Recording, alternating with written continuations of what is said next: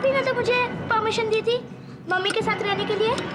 दी थी, मैंने इजाजत दी थी, लेकिन वहां जाके तू अपनी माँ का बेटा हो गया। ऋषभ, ये वही करण है जिसने सोनू को अपने घर पनाह दी थी। ओह, I see। और करण लंदन से MBA स्पेशलाइजेशन इन फाइनेंस करके आया है। Really? That's very good, very good।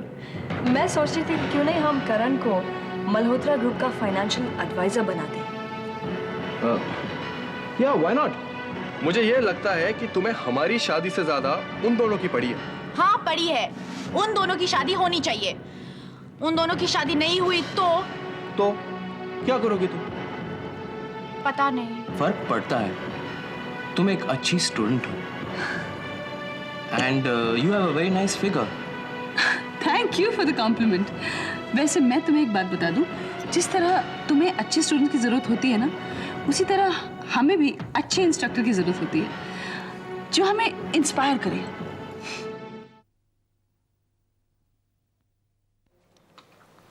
और बताओ तुम्हारा शो कैसे रहा? कल शो खत्म होने के बाद काफी देर तक तालियां बजती रहीं। That's great। तुम्हें अच्छा लगा ना? अरे बहुत अच्छा लगा।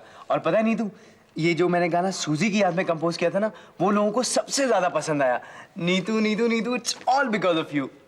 मेरी वजह से? हाँ नीतू, अगर उस दिन तुम मुझे इंस्पायर नहीं करती, मेरा हौसला नहीं बढ़ाती, तो शायद मैं ये गाना कभी कंपोज नहीं कर पाता। Thank you so much. Don't be stupid। मुझे थैंक्स वगैरह कहने की जरूरत नहीं है। तुमने मेहनत की थी and you deserved it।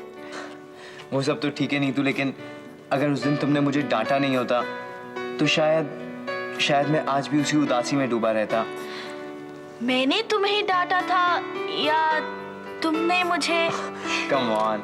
चलो जाने दो, मेरी वजह से ही सही, पर तुम्हें इंस्पिरेशन तो मिली एक अच्छा गाना कंपोज करने के लिए। Excuse me, क्या आप मिस्टर वॉल्टर हैं? जी हाँ। मैं introduce myself, I am Khandelwal, क्रेस म्यूजिक कंपनी का marketing manager. Hello. Meet my colleague mister Peter. Hi. Hello. This is Neetu. आप लोग बैठिए ना please. Thank you. Mister Walter, we must congratulate you. हमने कल पब में आपका गाना सुना, बहुत अच्छा लगा। या it was really great. Thank you so much. हम तुम्हारे लिए एक प्रपोजल लेके आए। जी कहिए। क्या तुम हमारे म्यूजिक कंपनी के लिए एल्बम कट करोगे? What? देखो तुम्हारे अंदर बहुत पोटेंशियल है, क्या तुम हमारे लिए गाना कंपोज कर सकते हो? Of course, why not? Very good. लेकिन एक बात है, तुम किसी और कंपनी के लिए नहीं गाओगे। We would like to give an exclusive contract. तुम्हारी पब्लिसिटी, प्रमोशन सब हम करेंगे। We will project you as the latest singing sensation. Thank you so much sir. देखो तुम्हारे अंदर बहुत टैलेंट है, अगर तुम मेहनत से काम करोगे तो इस ब्रेक का बहुत फायदा होगा तुम्हें। सर आप बिल्कुल चिंता मत करिए, मैं पूरी कोशिश करूंगा। मिस्टर वॉल्टर, हम चाहते हैं कि तुम 10 गाने कंपोज करके एक ऑडियो के सेट में रिकॉर्ड करके हमें दे दो। हम एक कैसेट हमारे मैनेजिंग डायरेक्टर को सुनाएंगे और उसी में से 7 गाने तुम्हारे एल्बम के लिए चुनेंगे। Sir I will certainly do it. वैसे आपको ये गाने कब तक चाहिए? जितनी जल्दी हो सके उतना अच्छा है। ओके वॉल्टर, हम लोग चलते हैं। This is our card. कल ऑफिस आकर कॉन्ट्रैक्ट जरूर साइन कर लेना। और हाँ, एडवांस के तौर पे तुम्हें 10,000 रुपए मिलेंगे और बाकी के सारे पैसे गाना कंपोज होने के बाद। ओके? आप लोग कुछ लीजिए ना प्लीज। नॉट नाउ, फिर कभी। Okay mister Walter. Okay.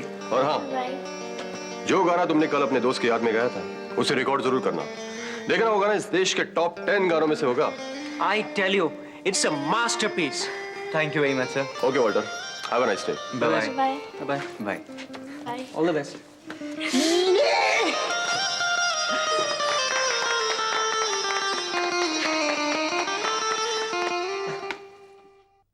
Good morning sir.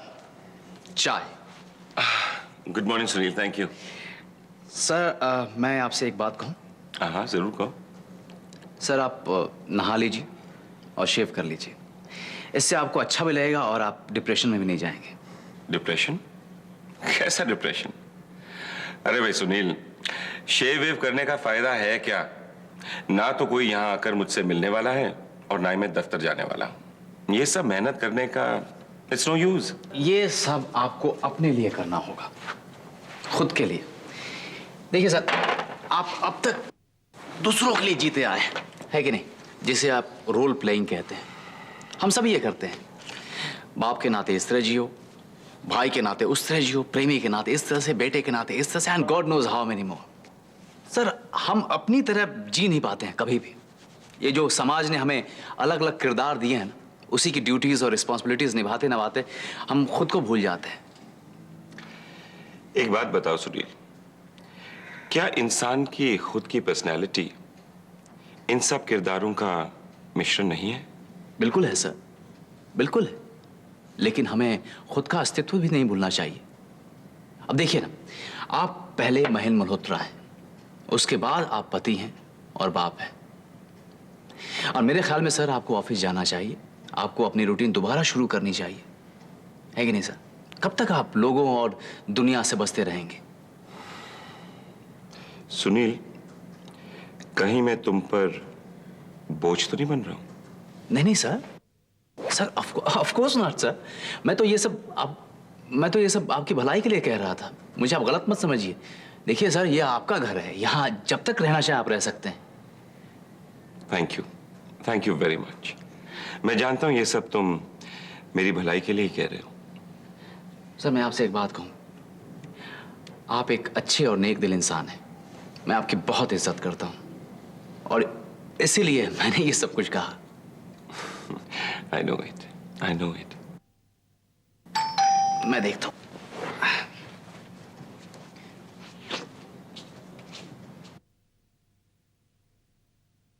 तुम हैरान हो गए ना मुझे यहाँ देखकर? तुम्हें कैसे पता चला मैं यहां रहता हूं? चाचा जी, मुझे आपकी हर बात की खबर रहती है और आपके साथ जो कुछ भी हुआ उसके लिए मुझे बेहद अफसोस है। I am really sorry.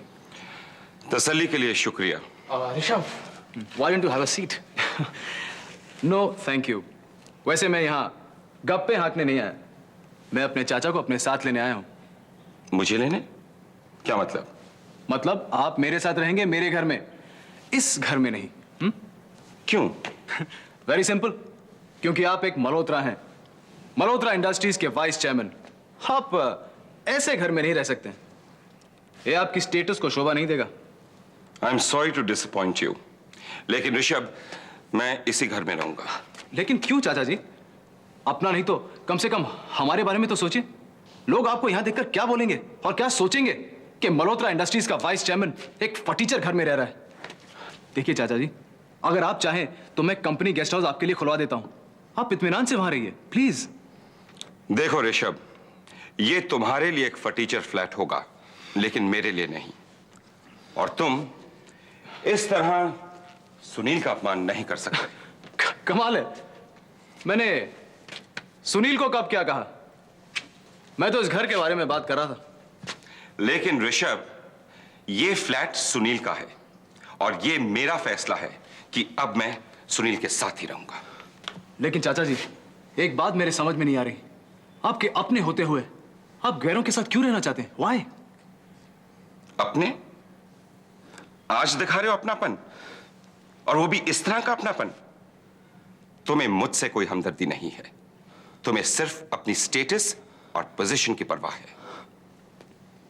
चाचा जी, आपने हमेशा मुझे गलत समझा है, हमेशा मुझे गलत समझा है।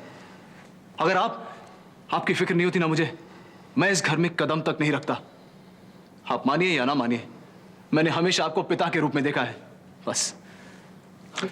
ऋषभ, तुम कब सच बोलते हो कब झूठ, ये मेरे लिए समझना मुश्किल हो गया है। मैं ये घर छोड़कर नहीं जाऊंगा। लेकिन चाचा जी, आप समझने की कोशिश क्यों नहीं करते? ऋषभ, अगर मिस्टर मल्होत्रा नहीं जाना चाहते हैं तो तुम जबरदस्ती क्यों कर रहे हो? तुम बीच में मत बोलो सुनील, ये हमारा घरेलू मामला है, प्लीज। ऋषभ, घरेलू मामला होगा आपका, पर यह घर मेरा है और मिस्टर मल्होत्रा मेरे मेहमान हैं और यहाँ इस घर में उनके साथ आप जबरदस्ती नहीं कर सकते। वाह, क्या बात है, बड़ा प्यार उमड़ रहा है मेरे चाचा के लिए। अब कौन सी नई चाल चल रहे हो तुम सुनील? केडी के साथ मिलकर मल्होत्रा इंडस्ट्रीज को बर्बाद करने में नाकामयाब रहे तुम, अब मेरे चाचा को अपने जाल में फंसाने की कोशिश कर रहे हो। मिस्टर ऋषभ मल्होत्रा, ये घर तुम्हारा ऑफिस नहीं है और ना ही तुम्हारी बाप की जागीर है, समझ गए? और ये दादागिरी अपने स्टाफ और अपने नौकरों पर दिखाना। And one word more, I will throw you out of this house. Shut up Sunil Verma, shut up. दो कौड़ी के इंसान हो तुम। अपनी हैसियत मत भूलना मुझसे बात करने से पहले। तुम्हारे जैसे 10 लॉयर खरीद कर मैं अपने ऑफिस में रख सकता हूं, अंडरस्टैंड? तुम्हारे जैसे नाकाबिल चेयरमैन के साथ कौन काम करना चाहेगा ऋषभ मल्होत्रा? मैं भूखा भी मर जाऊं तब भी तुम्हारे अंडर तो कभी काम नहीं करने आऊंगा। एंड नाउ एक चीज सुन लो, मिस्टर मल्होत्रा यहीं रहेंगे and will you please get out of this house? देख लिया आपने चाचा जी, आपकी तरफ हमदर्दी दिखाने से कितनी इज्जत बख्शी गई है मुझे। मेरी बात मान लीजिए चाचा जी, चलिए मेरे साथ please. I am sorry Rishabh, मैं फैसला कर चुका हूं, मैं यहीं सुनील के साथ रहूंगा। मतलब आप इस गैर पर भरोसा कर सकते हैं लेकिन अपने भतीजे पर नहीं? ठीक है चाचा जी, मैं चला जाता हूं, लेकिन जाने से पहले मैं आपको एक बात बताना चाहूंगा। गैरों पर ज्यादा भरोसा करना अच्छा नहीं होता। शीला के साथ क्या हुआ जानते ना? ऋषभ, शीला और मिस्टर मल्होत्रा के बीच क्या हुआ था ये तुम कुछ भी नहीं जानते हो, इसलिए बेकार में तोहमत क्यों लगा रहे हो? सुनील, मैं अपने चाचा के साथ बात कर रहा हूं, if you don't mind please. चाचा, मैं आपसे आखिरी बार पूछ रहा हूं, आप मेरे साथ चल रहे हैं या नहीं? नहीं। ठीक है, तो मैं जा रहा हूं, लेकिन आपको किसी भी चीज की जरूरत पड़े कभी भी आप मुझसे जरूर कहिएगा, please.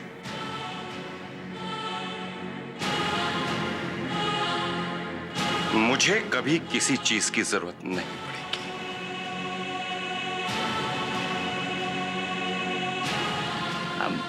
I'm really sorry, sir.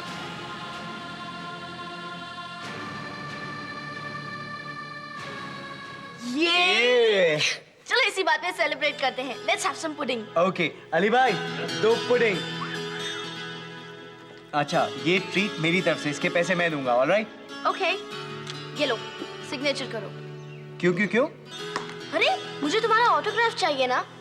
जब तुम स्टार बन जाओगे तो मैं सबसे ये तो कह सकूंगी कि वॉल्टर ने अपनी जिंदगी का सबसे पहला ऑटोग्राफ मुझे दिया था। अच्छा। और फिर 20 साल बाद जब तुम और बड़े स्टार बन जाओगे तब मैं तुम्हारा इस ऑटोग्राफ का ऑक्शन करवा दूंगी। हाँ, तो तुम मेरे ऑटोग्राफ से पैसे कमाना चाहती हो? Why not? अमेरिका और इंग्लैंड में तो ऐसा ही होता है। तुम्हें पता है पिछले हफ्ते सऊदी में एल्विस प्रेस्ली के सबसे पहले लिखे खत को 15,000 पाउंड में बेचा था। Walter, can you imagine? 15,000 pound, करीबन 7.5 लाख रुपए। 7.5 लाख?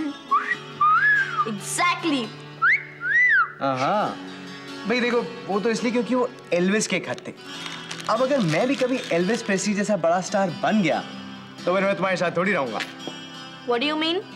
भाई देखो, जब मैं बहुत बड़ा पॉप स्टार बन जाऊंगा तो मेरे भी इर्द गिर्द कुछ तो लड़कियां घूमती रहेंगी ना। कुछ क्या, बहुत सारी घूमेंगी, राइट? और उनमें से कुछ लड़कियां तो तुमसे भी ज्यादा खूबसूरत होंगी। और उन कुछ खूबसूरत लड़कियों में से 1-2 पे अगर मेरा दिल आ गया मैं देखती हूँ तुम कैसे किसी और को अपनाते हो। मैं उसका मुंह नोच लूंगी और उसके बाद तुम्हारी खबर लूंगी। अरे रिलैक्स, ये लो पुडिंग खाओ। मुझे नहीं खाना है।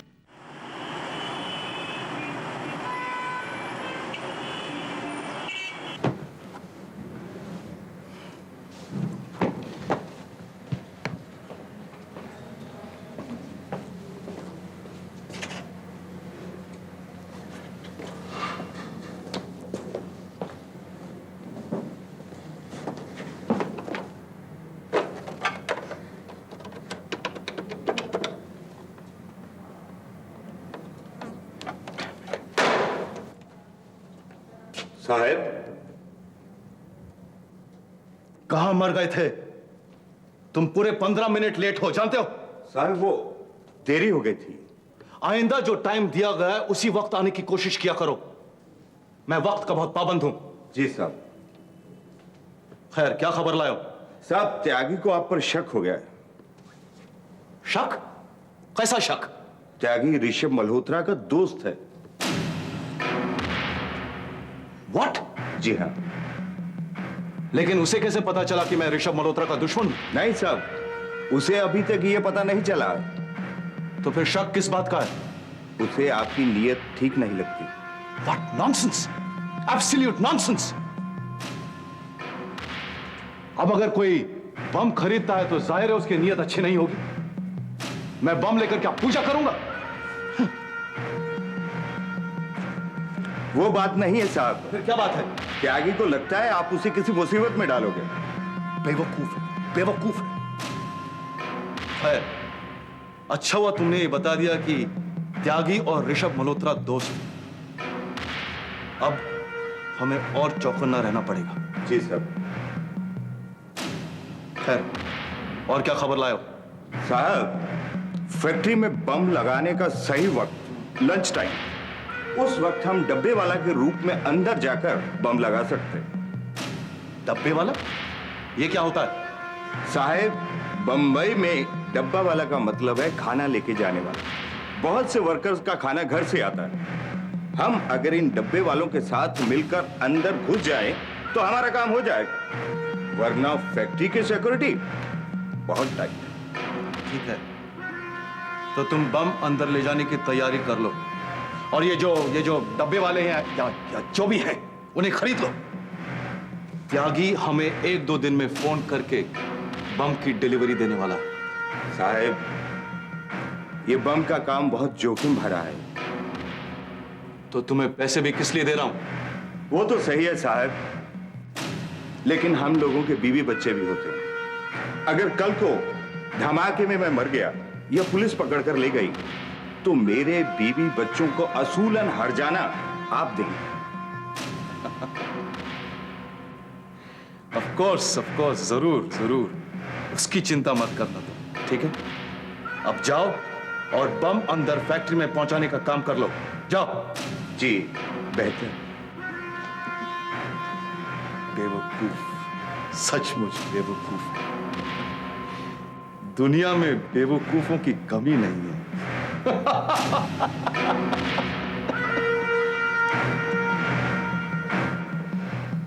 हेलो केरी। तुम? देख रही हूँ तुम अकेले हो और तुम्हारा मूड भी अच्छा है। अकेलापन दूर करने की ख्वाहिश है या? ऑफ कोर्स, जरूर जरूर।